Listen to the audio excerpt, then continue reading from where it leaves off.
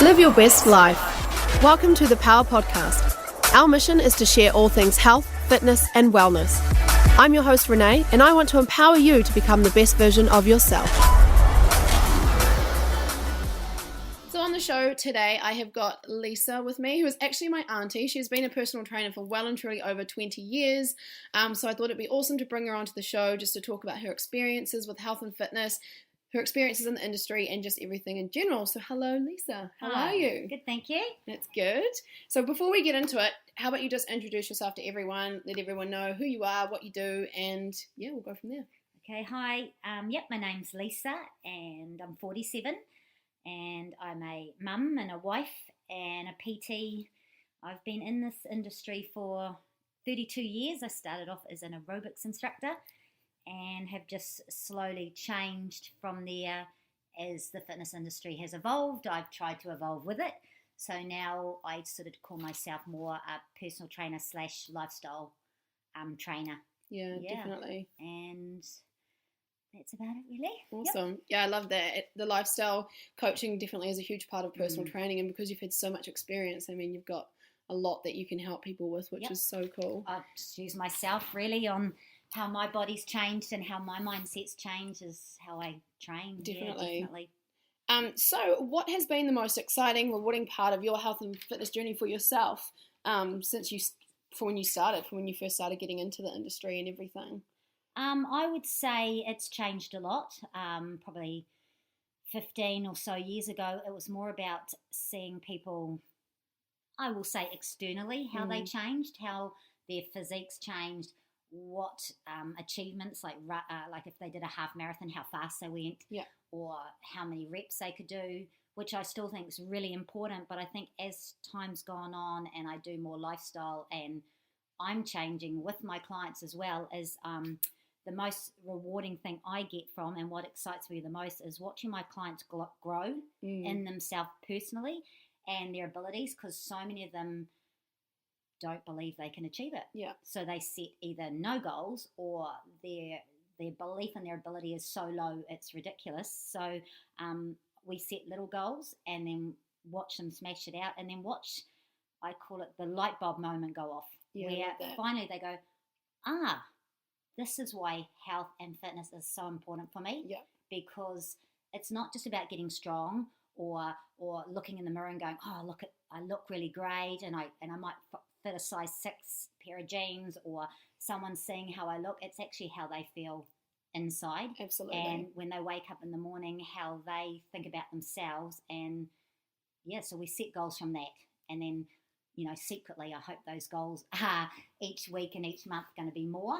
Absolutely. And always focused around fitness and exercise, because that's what I'm so passionate about. Absolutely. Yeah. It's so important that people try and take their mind off just losing weight or just trying to fit their small pair of jeans rather than looking at the bigger picture, because if they start focusing on their health and how they feel, naturally the weight just comes off anyway. Totally does, because then they wake up every day feeling that way.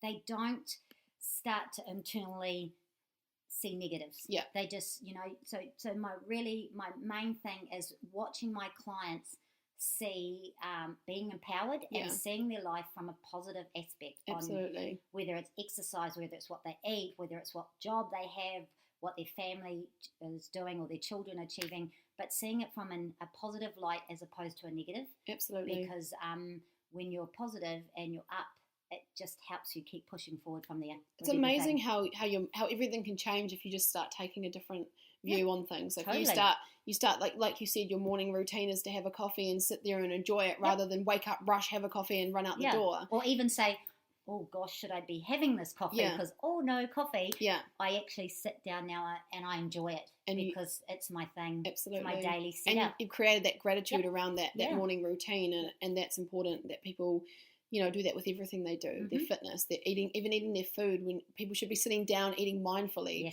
and enjoying their food rather than always in a rush and just shoving food in their mouth, because that's when, we subconsciously overeat or we think we haven't eaten and then we have. We're hungry again. Well, my one for me, because nutrition has never been a big focus in my life, it's definitely been fitness and exercise. So that's another thing, is watching my clients who come in for weight loss is looking at food in a different perspective. Yeah. But I had to grow on that in order to understand and to teach that too. Yeah.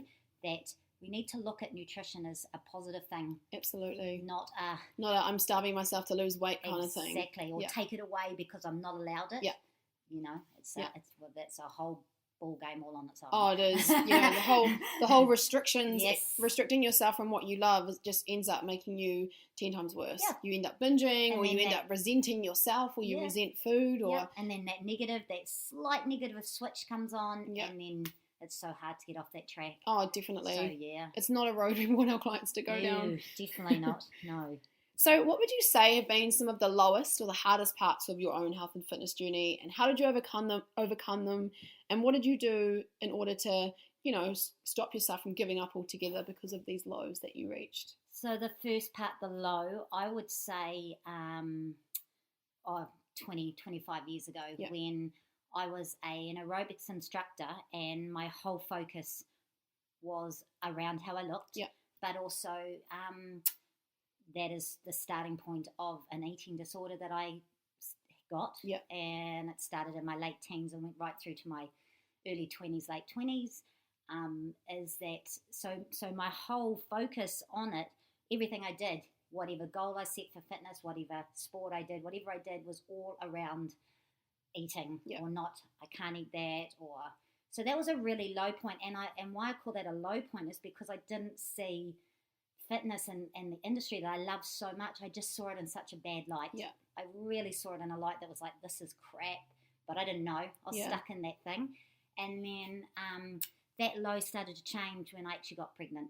So, because I'm a real OCD sort of person on what I have to do for routines. And so when I fell pregnant, I was like, okay, well, you know, I have to fuel my body properly because I got this little thing growing inside me, this little being. So I stopped worrying about what I was eating, whether it was nutritious or I didn't, you know, whether it was going to hurt me or harm me or lose weight on, and I started fueling for nutrition for this little thing growing in me, and that was the turning point. So that really helped me overcome my eating disorder, which was a really low part in my fitness journey. I mean, it got me into my fitness journey, so I praise that side of it. But it also was a dark time in my fitness industry in my late teens, early 20s. And then the next part, which was a huge part, was losing both my parents in my 30s, my early 30s, late 30s, because they were just, you know, they were everything. Yeah. They were, And they'd be so proud of you right now for everything you've done, how far you've overcome. And I think it's really important to acknowledge that. As well. They were huge. So I lost them and I thought, oh, I'm not going to be able to keep doing what I'm doing. You know, I didn't believe in myself. I went down a very self-destruction road of not so much the eating too much. I went down the self-destruction road of over-exercising, which so many of us women do. It can be so dangerous as well. It's so destructive. And I ran so much that I actually buggered my hip, that I had to have 5 props put in my hip and all these sort of things that, again, it's a part of my journey that I don't regret. I've learned so much from it, but those were probably the 2 major losses and griefs in my life through fitness industry, and I could have so easily given it all up. But I just believe when you're passionate and you have fitness and exercise in your life, you're not going to lose it. No. I don't think you ever lose it. No. I just think you get tested. And those 2 things were some of the biggest tests that I got tested on, and the way I got through it was staying consistent with my fitness. Exercise it kept me focused and it kept me consistent, and so then I came out of that, and, you know, and of course grief is still always there, but it taught me, okay, just stop, breathe, and don't give it all up. Just take a few steps back and start again. Absolutely. And start building yourself up. So I actually shut my studio doors for about 6 weeks, and I went back and restudied again.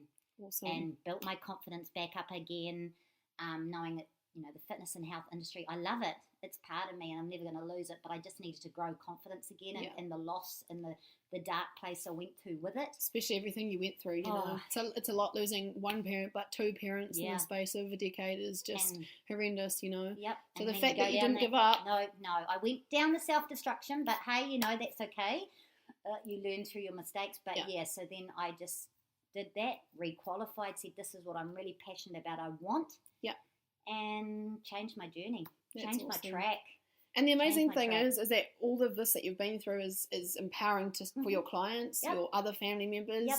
You know, I mean, you're the reason why I became a personal trainer and I joined this industry. So that is huge on its own. That's an honour to me as well, that I can inspire you to do this. Absolutely. Because it's an amazing industry. It is. We just can get lost with the whole external image of it all. But if you can just go back to the basics, and that is why I believe just stop and breathe and then find something in this industry that resonates with you or you can relate to, and just slowly start doing that and start building yourself back up again. Yeah, exactly. Yeah. I mean, if you hate HIIT training and you hate lifting heavy weights, then don't do it. Find something that you enjoy, because exercise is not only is it amazing for our bodies and living a long life, a quality life, but it's also important for our mental health and how we feel every day. But if you're waking up and forcing yourself to do something you hate, you won't do it, and you resent it. Yep. And people need to start training from a place of love instead of coming from a place of hate. Yeah, self-care, self-love. Absolutely. And I think, again, on that, by finding that helped me stay in this industry and rebuild up the positive love for it that I had. Absolutely. You know. Yeah. And you must have inspired a lot of your clients along the way. I'm sure they. I hope so. Well, they've been with you for years. I've got 3 clients that I currently train now, and I've been training them for 14 years. Wow. And they come 2 to 3 times a week. Yeah. And I've been doing that for 14 years with them. And then, I've got some that are 10, 9, 8 years, you know. It's amazing. Yeah, we just grow together. Yeah. And I think them seeing me at my darkest sort of thing, on my grief and my loss and my self-destruction of where I was with the fitness industry, of actually just pushing my body so hard, it made them understand that we're all human. Yes. And that, yes, I'm a PT, but, you know, we all have times where we just wake up and go, I just don't know if I can do it today. You know, am I good enough? Yeah. And that's when you communicate and you talk to your clients and just be honest, be real. You have to, be real. Yeah. And that's what, I think that's another thing about the fitness industry is that, you know, social media has a huge impact on people, and fitness magazines, you know, that people on the covers of magazines are shredded. Yep. They've got abdominals, you know, they've got fake tans, makeup done.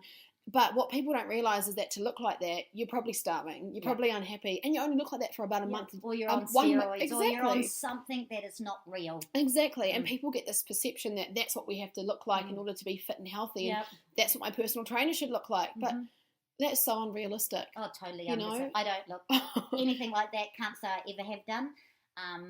I have a client who I've been training for about 9 years now, and she said she comes from Hobsonville, you know, so a fair distance to come up and see me in Waimaopu twice a week. It's a good 30-minute drive. Easily. And she says, I come to you because you are real and you're a little bit crazy. And she said, you might wear 3 different colours of clothing and all together with your long socks. And they said, and you know, and she goes, that's what we love about you because you are who you are, you know, but we also can see that you are strong and I am fit and I do walk my talk. I do. Every day I train, and every day I have a philosophy of health and exercise. And, absolutely. But totally. But it's definitely not how I package myself on the outside. No, it's the whole, it is definitely, you know, like media doesn't help. You know, like people on those magazines are probably airbrushed as well. Yeah. And to look like that, you're only going to look like that for about 1 month of the year. Yeah. You know, they take all their photos at that one point in time of the year, but they don't look like that all the time, unless you are on some kind of drugs or you are unwell mentally, because you spend 24/7 of your life on yourself, and then everything else falls apart. Exactly. Because it is about, and that's what I like to say, it's about self-care and self-love. It is. But that doesn't mean selfish self-care, self-love. Absolutely. It's about being selfless. Yeah. You know, and making yourself feel good and strong and being able to cope with stuff. Definitely. Internally before the external. For me, that's Absolutely. my personal. And just finding balance with everything. Yeah. You don't have to be so obsessed with No. making sure you try. If you have a week off training, it's not going to hurt. Doesn't mean you failed. You can always start again the next week. But I mean, it is tough, and I will admit that I struggle. But I think that is, again, I've been in this industry for 32 years of where that's how we used to feel. Yeah.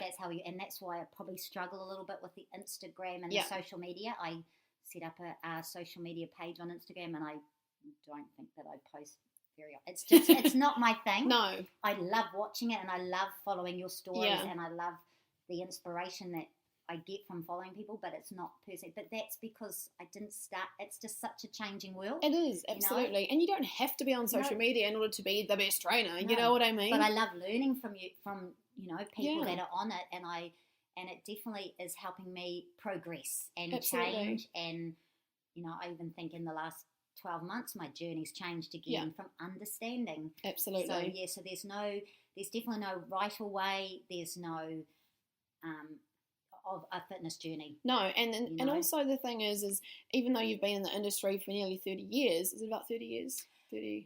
Yes, I was 15 when I started teaching. Yeah, so there you go. A long time. Yeah. So you've been in the industry that long, but you're forever evolving. Oh, forever. Yeah. Forever evolving, forever learning. I mean, me personally, I've been in the industry 7 years. Yeah. And, not even a decade yet. And how much I've just grown and learned every single year. Mm-hmm. And I can imagine it's going to continue to do, I'm going to continue to grow and progress as time goes. Because I believe if we don't, we will get lost. Absolutely. Or we'll get stuck, or... You can get too much into your head, like, I know everything. Yeah, you've got to evolve. I think it's a good thing. Absolutely. I think it's a really positive thing for our industry. Absolutely. And our clients and the people that we help as well, it's positive for them to see. Yeah. So touching on being in the industry for nearly 30 years, what inspired you to become a health and fitness professional? What got you into helping people in aerobics and all of that? I know that sounds really cliche, but I definitely think it's in my blood. Yeah. My dad was a very fit man. Yeah. He lived a physical life, and I am a physical type worker. Yeah. Okay, I'm not an office worker. I tried that, I think for about 6 months I lasted, and I hated it so much. I went and worked for my parents at the market garden because I felt more energized and more... I just felt better working outside in the fresh air and being with physical and with people than I did in an office. Yeah. So I think it's in my blood, And so then I started doing aerobics, and I had a really great mentor, so to speak, who just, he could see that I loved fitness and exercise, so he took me under his wing to get me started, and then I just love people. Yeah. I'm just a people person. Absolutely. I really love people, and I get really excited watching people grow through fitness and exercise. So that was my inspiration. There was no one set person. There was no one set thing that inspired me. I think it's just feeling so good about it, and feeling strong, and then watching people when I would teach in aerobics, they'd keep coming back, or getting to know them in the gym, and then they used to just do aerobics, and then they'd start coming to the gym and wanting to do gym training. So that really inspired me to keep going and to keep learning. And and then again, just changing when I had my daughter Molly, because once you've had a baby, you look at it again from different perspective, from a totally different perspective. You think of the fitness industry from a mum's perspective, and a wife and a family. And you realise you need it even more than you did before. Absolutely. I mean, when you're on your own. Oh, if there's one thing that I can recommend mums doing, and that is making at least half an hour a day for exercise for yourself. And there's no excuse. You can do it. I mean, I managed to do it, and you managed to do it. It's so doable. You just have to make the time instead of going, I just can't with the kids. You just have to do it. And that's where I think you have to say there's no set time on how much you do. No. Because as soon as we put I should be doing half an hour or an hour, I just haven't got time, you won't do it. No, exactly. But if you just get up and go, okay, I'm just going to spend 5 minutes for myself. And if that means, like for me, I set my alarm and I'm up at 5:30. Yep.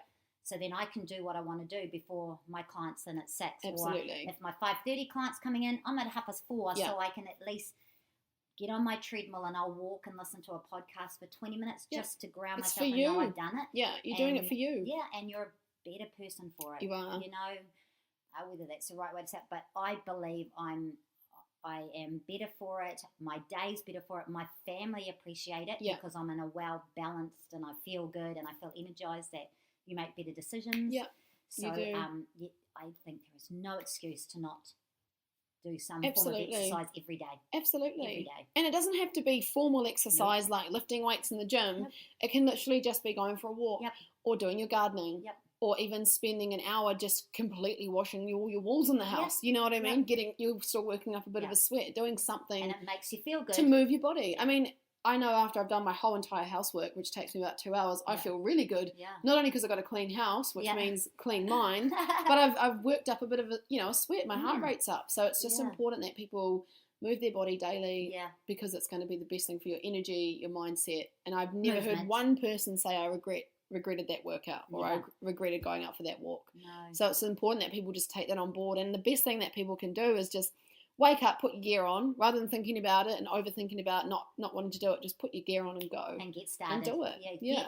Getting started is the key. Just get go. started. And movement. Absolutely. Like you just said, I believe movement is a really powerful way to describe fitness and exercise and well-being. Is just any form of movement that works for you is absolutely good. You know? Any kind of movement. Any kind of movement. And if you got the kids at home and you can't get out of the house, play soccer with them outside or jump on the tramp with them or just do something. Because they'll love it. They will. And you'll probably have a laugh and then your endorphins will be up. Exactly. And then you'll be those jobs or those errands or those things that you thought, I'll do tomorrow because it's just too hard today. You'll actually do. You will. Because you'll find the energy to do it. You will, exactly. Yeah, it's so important. Yeah. So what would you recommend to our listeners who are wanting to start on their own health and fitness journey? What would you recommend they do? I mean, we've just kind of touched on getting started, but do you have anything specific that you would say? To the listeners to get started, I would say... like we just said, just move. Yeah. Movement would be my key word to anyone that says, how do you get started? What would you do? As I would say, think of a movement that you enjoy or you get pleasure from, whether that's walking or running or swimming or yoga or Pilates. I don't know, anything that you feel that you're going to move or even just getting your rebounder out and jumping on the rebounder. Is going to get you started. Yeah. You know, and then that's going to create those endorphins that are going to make you want to do more. I also say don't set too big a goal. Yeah. Don't say I'm going to do half an hour or an hour or I'm going to smash out this sort of thing in the gym or I'm going to run a 5. Just start small. Just start. Start. That's the key. Movement and just start, really. Yeah, definitely. I couldn't agree more. Yeah. And just people need to realise that it doesn't have to be extreme and be realistic. Like if you've got 3 kids, you work full time and, you know, your husband's also working full time, but he works longer hours than you and you've got to be at home to kind of be there for the kids as well. Yeah. You've got to be realistic with your time. You might only have 20 minutes in the morning before they all wake up and that's fine. Make it and maximise that 20 minutes with something you love doing. Exactly. Because if you're spending 10 minutes of that 20 minutes doing burpees or jumping jacks or something, you're not going to enjoy it. No. You know, so if it means, like for me personally, it's a yoga flow. Yep. And I'll do maybe 3 or 4 sun salutes or a walk on the treadmill because that gets me going. I'll start off with like my first, second sun salute and I'm really stiff and sore because my joints are sore. But then after a while, it's like, oh, that's feeling a bit better. Yeah. And then by the time I get to my 3rd flow, I'm feeling better. And then 10 minutes in, I've done it and I'm ready to go. Absolutely. So the key for me is finding something you like and you can stay consistent with. Absolutely. So consistency is the second word. Yeah. So movement and consistency. Absolutely. Because without consistency, you just kind of, you're always going to be back to square one. You've got to have that consistency. You're just going to be constantly having to start again or get back. So. And then that's not good for you mentally either because you just, you get yourself, you go into that kind of place of wanting to give up because you're like, oh, I can never stick with this. You just got to do it. Yeah. Be consistent. So set a goal that's realistic. Yeah, exactly. absolutely. So there's another one. Yes, so set a realistic goal. Absolutely. So movement and consistency and a realistic goal set. Absolutely. Yeah, those people need to get real about it. Mm-hmm. I mean, again, going back to social media, you see all these advertisements like lose 10 kilos in 8 weeks. I mean, we all know that's not realistic. No, not unless at you're all. coming from a place of restriction, not eating anything that you enjoy, and probably over-exercising to the point when you get to the end of that 8 weeks, you're just going to go, fuck it, and you're not go gonna back to keep your... it up. No, so unrealistic. So it's important that we, start realising that we need to be realistic about our health and fitness. Yes, so there you go. And that's it. You just break it down in the more realistic. Yeah. So just finding words actually. Yeah. That each day you can achieve something through some words. Yeah. I'm going to do some movement. I'm going to enjoy the movement. Yeah. I'm going to set a realistic goal. And be consistent with it. There you go. Yeah, done. Exactly. There you go. So if people can't, they need to take that away and write those words down maybe. Yeah, and just definitely. Make that your mantra for... I think that's how you say it. Your mantra, your mantra. Make that your mantra for the day of saying, choose 5 words that will get you moving. Yeah. And the movement, consistency. Yeah, and stick to them. Yeah. And I mean, if you miss one day, you don't have to start Monday. Just start tomorrow. Exactly. You don't have to. I've had a few clients that say, "Oh, I just can't do it this week. Can I start Monday?" I'll actually reply to them like, "No, that's lame. Yeah. You can start tomorrow. Yeah. Don't come today, come tomorrow. Yeah. That's lame if you start Monday." Yeah. And they're like, "Oh no, you're right." Yeah. Because if you're always kind of putting things off till Monday, you won't get it done. And I think that's where setting a goal set. If you did have a day that you missed it, like a small goal set. If you did miss a day, because you're only setting a small goal set, it won't matter too much. Oh, I missed yesterday, but I can still come and do it tomorrow because my goal set is within reason. Yeah. So I think another really important thing I would say to someone if they're wanting to get into fitness and exercise is set a small, consistent, realistic goal that if you did wake up and go, I just haven't got the energy to do it today, that you could still achieve that by the end of the week. Absolutely. Because the steps are not too big. Yeah. The goal's not too big. Absolutely. I love that. I really, and I'm sure a lot of people that are listening to this podcast today are going to take that on board and probably relate to it a lot because there are so many, back to social media again, so many unrealistic goals. Things and even talking about products even in the market now that, like juice cleansers and protein powders and this 30-day, they've been around a long time. Oh. They're around 20 years ago when I was doing this, 30 years ago. They're always going to be around. They are. And it's the vulnerable ones that fall for it. Absolutely. The ones, us people that don't believe in ourselves and our ability. Yeah. So we think we've got to search for an outside thing to solve it. Absolutely. Just look within. Yeah. Look within yourself. I reckon. And you'll be amazed at what you can achieve without a product. Absolutely, and you'll save so much money because I know there's some of these brands that are out there at the moment and it can cost you around $300 to $400 a month just to have all these pills and powders and shakes so that you can lose 10 kilos. And who's going to be winning out of that one? Yeah. The person probably making the money Absolutely. in the end. Absolutely. Yeah. And what also gets me is those people aren't even qualified trainers or nutritionists or anything. They're basically just like, oh, do this because it's going to make me money. And it's they prey on people's vulnerability. They do. Oh, it really gets me. I mean, if you can spend $400 a month on products that won't last long term, why don't you invest that money into a personal trainer? Because that's going to be something for you, or invest it into a gym membership for the year, or classes that you love doing. Do something that's going to actually surround yourself with people that are there for the same sort of reasons. Absolutely, and by having a personal trainer as well, you're someone who understands you and knows what you want. You can relate to them, and that's going to help you get through the journey. It definitely will. Yeah, no, I'm a big believer that we all, if you can't find it within yourself to self-motivate, to get started with exercise or in a fitness regime for life, then find someone that can help you get started. Absolutely. Because it's not easy. It's not. Like I said, it was in my blood. So for me, it's not hard, and possibly for you, it's not hard because it's ingrained in us. But I know how scary it is out there to get started. So definitely, if you want to achieve something, just find someone that you can relate to, a trainer that can help you get there, and it'll be the best money you can spend. Absolutely. I mean, I have a trainer once a week myself. Specifically though for boxing, kickboxing training, and it's amazing. It's so nice to be able to go in there on a Monday morning, smash it out, not have to think for once, and just smash it out. But I'm learning boxing technique. Specifically like before we got back into level 3, I was training with him and we just did jab crosses the whole hour. Awesome. But I bet you were buzzing when you finished. Oh, it was so awesome because I've learned a new skill. Yep. So it's finding something you enjoy and seeking help is... There you go, learning a new skill. Absolutely. I think learning something new while you're doing it, I think it's quite exciting too. It is. And it makes you want to learn some more. Exactly. Like when someone walks into the gym for the first time, they've never strength trained in their life. Yeah. And then you introduce them to a squat or a deadlift, and they feel so empowered when they can finally lift that weight. And then they want more. They want to lift more, and they want to be able to do 4 sets rather than just 2. You know, realize what their body can actually do.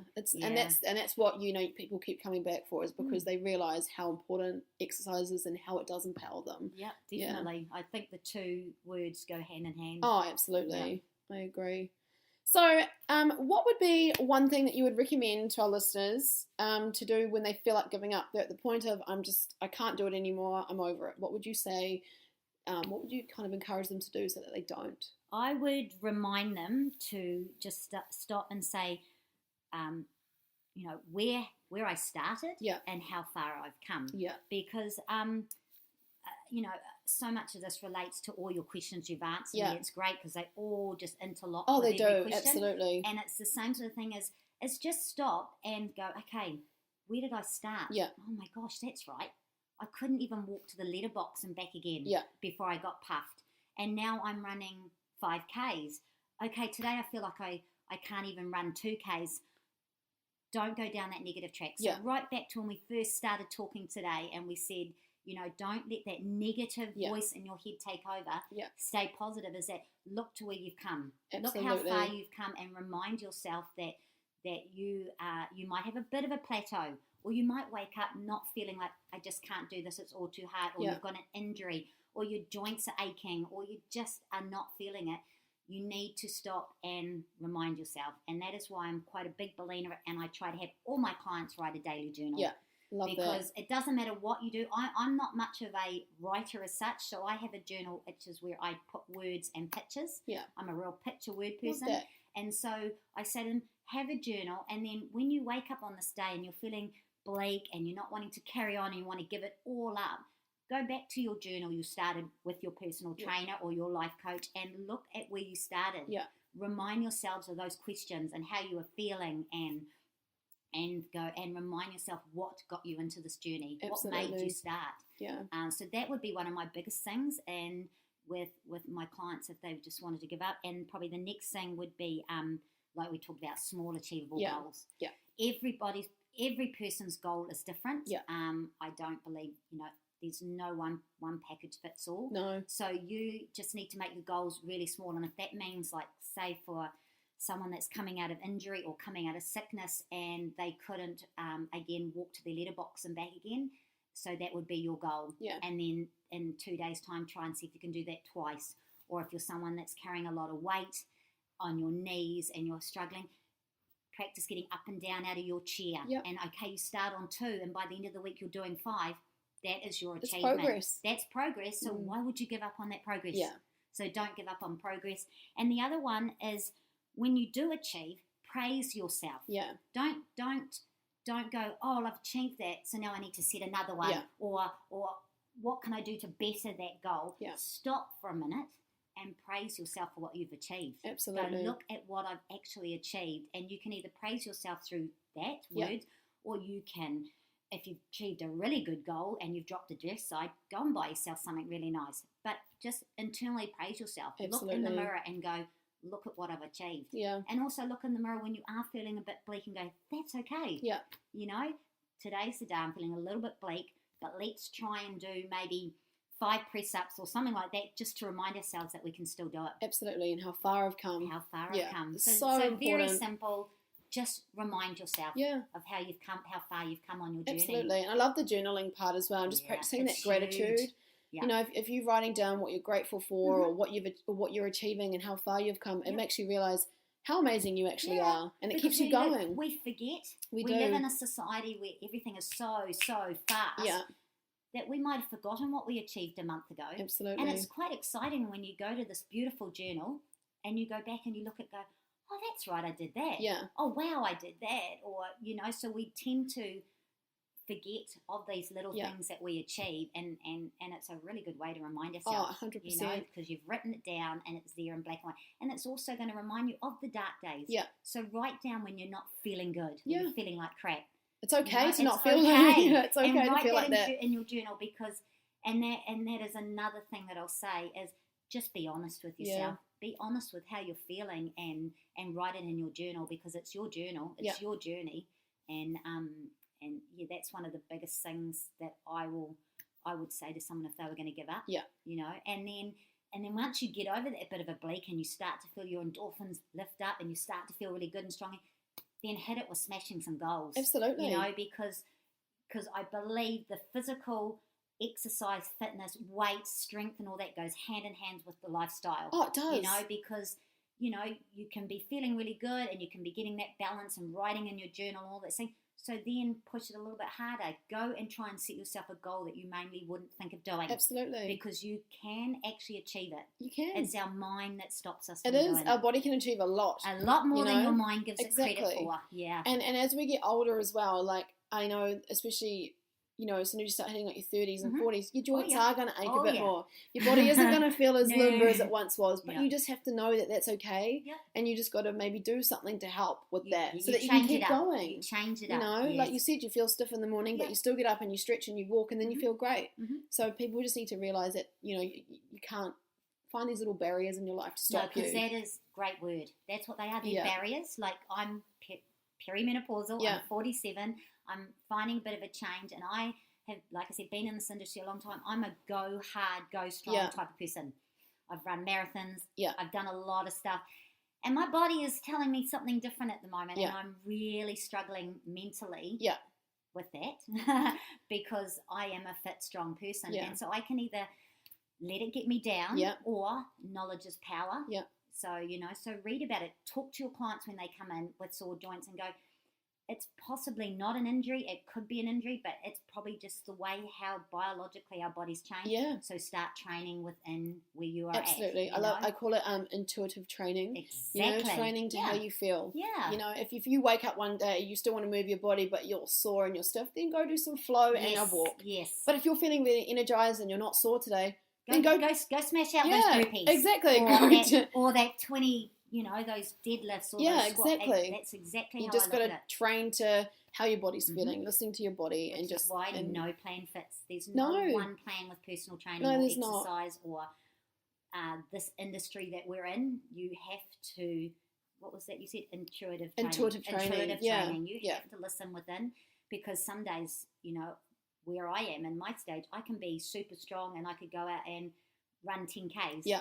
And then the following week, I might not be able to do that sort of thing because everything's sore. So that's when I will choose my yoga. Yeah, exactly. You know, it's knowing you know your body well, which is so important. So that is the key with like some of the questions you've asked me today on what I would say to my clients if they wanted to give up or to get into training is stop and listen to your body. Yeah. Listen to how you're feeling, because generally it will tell you what direction you feel strong to go in. And if you're not sure, put your trust in your personal trainer. Exactly. That's why you have one. That's why you have one, because they know you. Yeah, they do. We see you. We see our clients like we see our friends and family. Absolutely. So we tend, well, I believe if you've got a good relationship with your client, you know how they're thinking and feeling. Exactly. And you'll understand. And sometimes they don't believe themselves, so you just have to encourage them to believe. Absolutely. Because they've forgotten. Yep.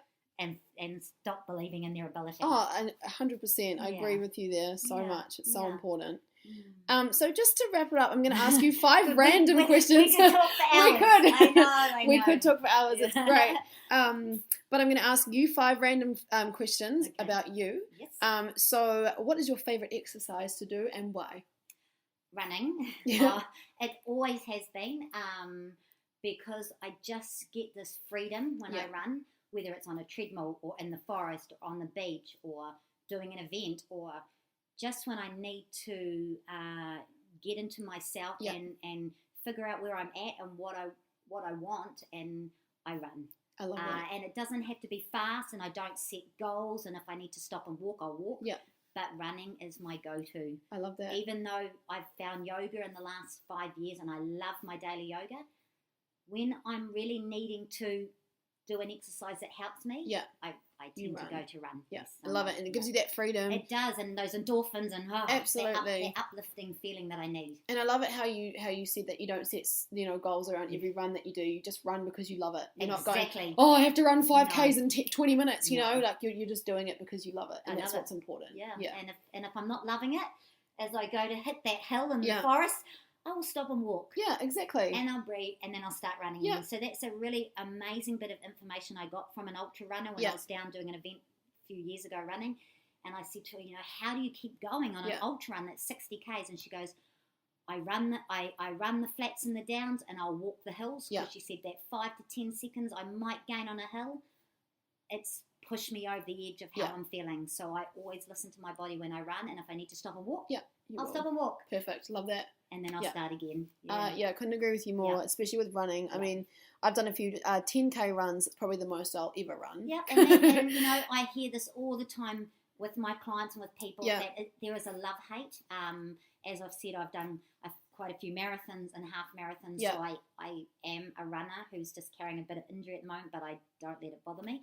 It'll always be my go-to. I love it. It's what you love, and that's why you do it. I don't see the negative side of running. I always see the positive. Exactly. But you do have to learn when you're running to take care of your body at the same time, because it is high impact. It is hard on the body. And again, it's coming from a place of self-love rather than self-hate. Exactly. So yes, I run running for the right reasons. I do. Yes, I run for self-love, self-care, as opposed to when I used to run for self-destruction. Yeah. So I stopped running for quite a few years after that. Yeah, it's good that you took a step back and realised. And then realised that I wasn't doing it for the right reasons. Now I run because of the love of it, because I enjoy it.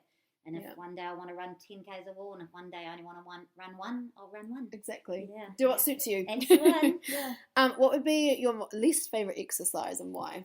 Least favourite exercise? Well, probably heavy, like deadlifts and squats. Now, only because, I lift weights. It's never been my first thing, but I'm really getting into it more and more, especially now I have a daughter that's quite into lifting weights. So I'm starting to... I really understand the benefits of weights. Yeah. I mean, I always have, but I'm even learning more. So, but heavy weights I struggle a little bit with. I don't know whether it's to do with this perimenopause of joints and stuff, but I do know if I lift too heavy, I'll spend the next couple of days being quite sore. Yeah. And a sore that doesn't serve me. No, not like muscular pain, but more of like it doesn't serve me any benefits. And then, of course, then things ache and hurt a bit much.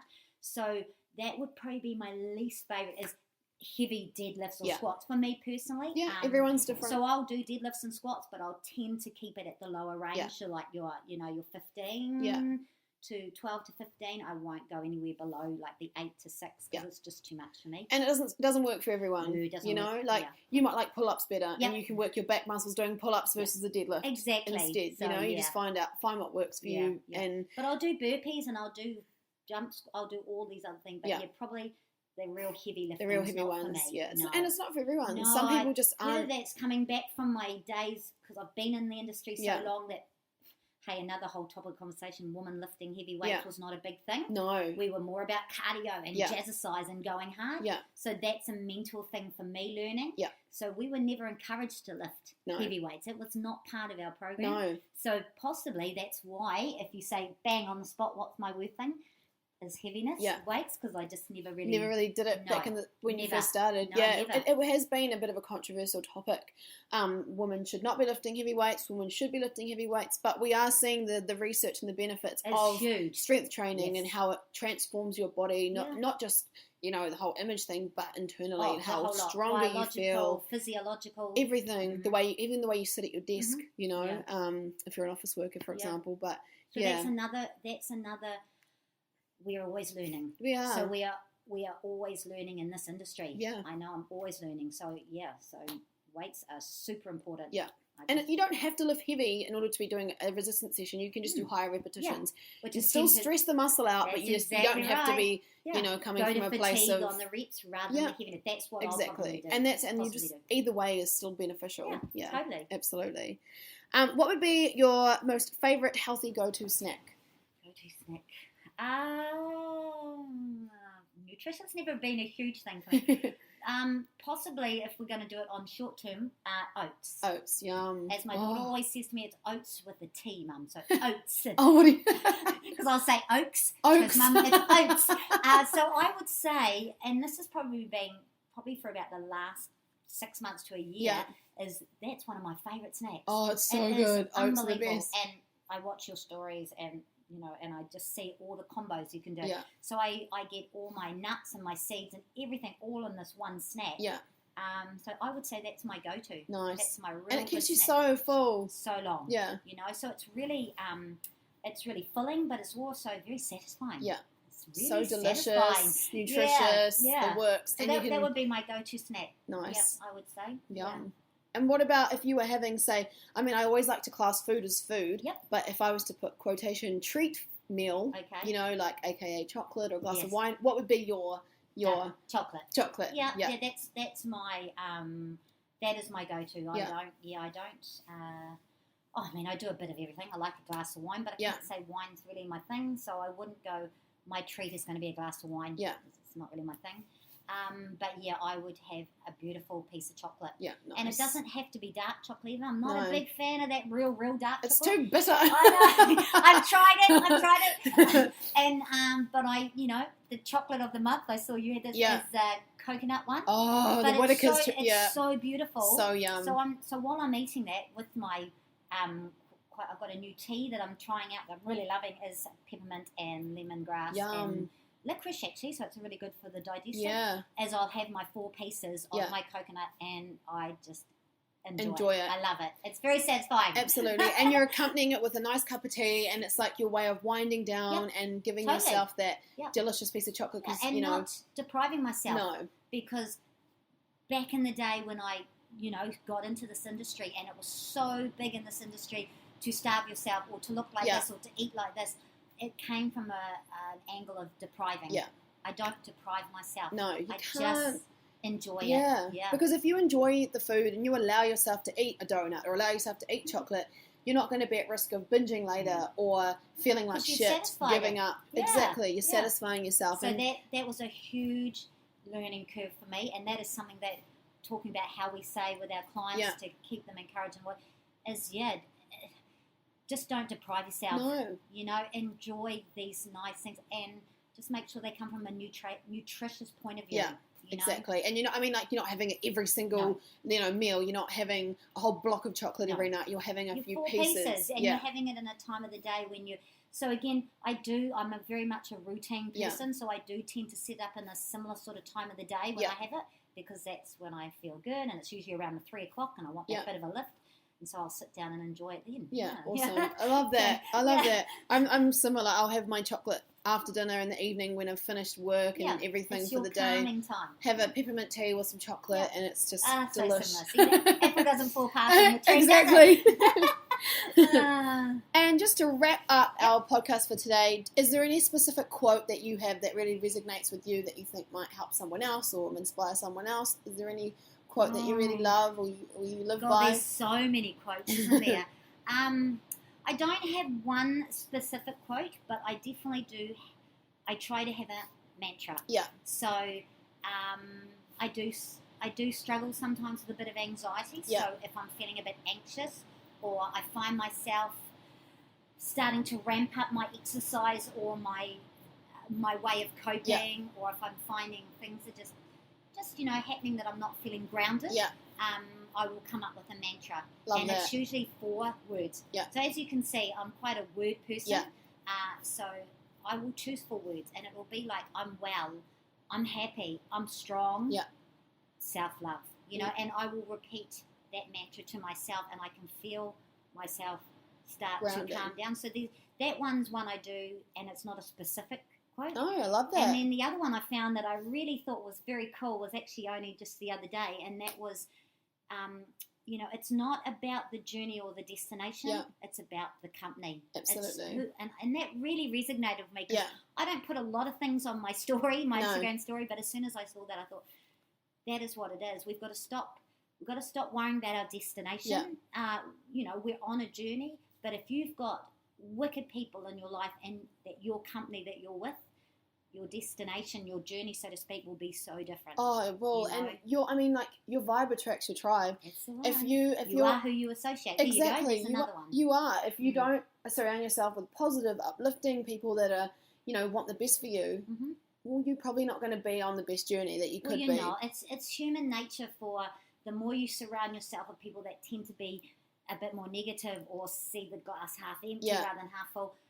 Before you even know it, you're feeling that energy drain from you like that. So I'm a big believer in it is you are who you are associate. Yeah, absolutely. And I don't look like, again, and I know you're the same, exercise and fitness is a huge part of our life. Absolutely. And don't ever think it's selfish. Don't ever try to justify it because I know for me it's huge. And I think to myself, well, if these people that are out there are not into my vibe, are not into what I'm doing, are they going to serve how? I mean, it's not everything, but I'd rather go for a walk with my friends or like go on for a walk or something like that while we're chatting, or do a workout in the gym while we're chatting, as opposed to go to the pub and have a beer while we're chatting.